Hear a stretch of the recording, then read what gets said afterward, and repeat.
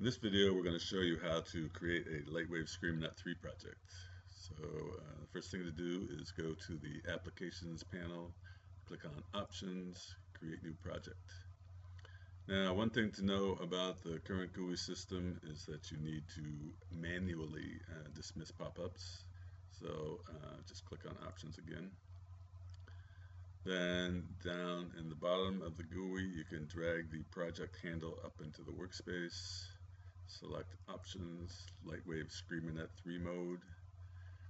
And the first folder we have to find is the Lightwave distribution root folder. And you can see I have several here. We're going to use 2015-3. Next, we need to select a Lightwave configure, the folder where your Lightwave config files live. And I use the C switch, so I put mine inside the root directory, Lightwave root. Next, you need to select the content directory. And if you're using the demo version, you have to use the demo content folder that lives within the assets folder that comes with your download. Next, select the scene file.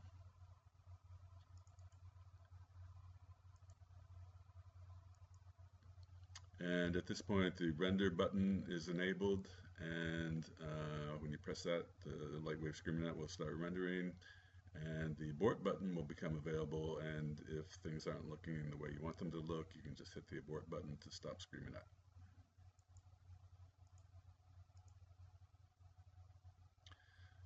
Now, SNip3 will automatically start playing back the animations as they arrive in the folder.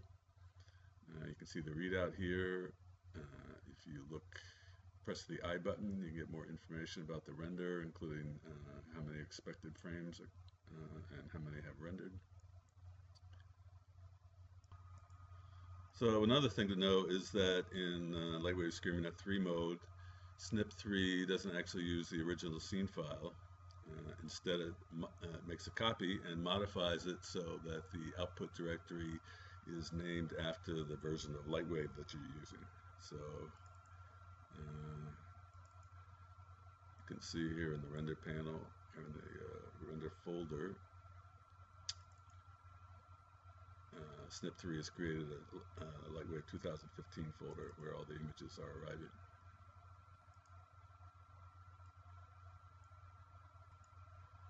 So you can use the left mouse button to move the whole project around your workspace. If you move it down to the bottom, it'll become minimized.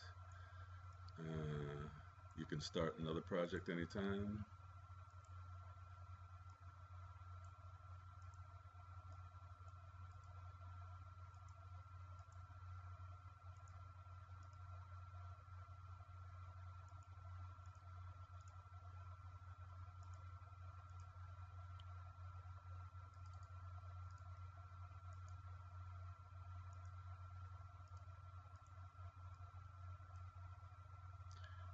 And you can hit the F key to toggle full screen mode. You can use the right mouse button to drag in the image there to scale the image. So you can also clone the project to save you from searching out all the folders if you're using a project in the same path. So we can clone this.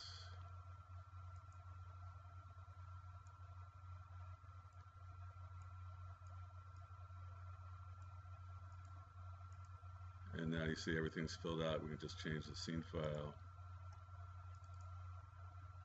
and start rendering the project in the same folder.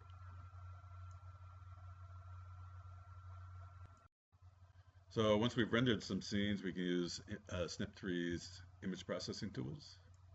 So know that once you create a project, it's automatically saved on exit, so we can load up some existing projects. This one was rendered with Lightwave 11.6. And we can load up another one and render the same scene rendered with Lightwave 2015-3.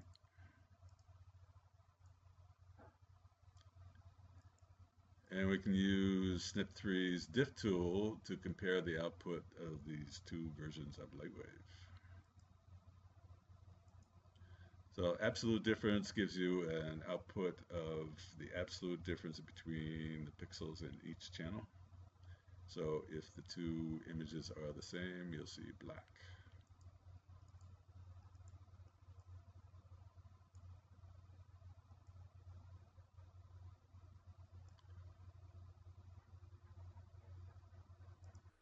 So SNip3 also includes some image processing tools taken from a state-of-the-art computer vision library that we're playing around with here.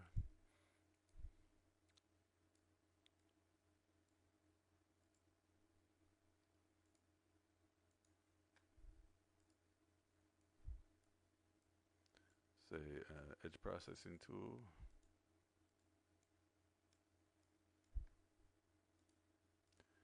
And my favorite is the heat map.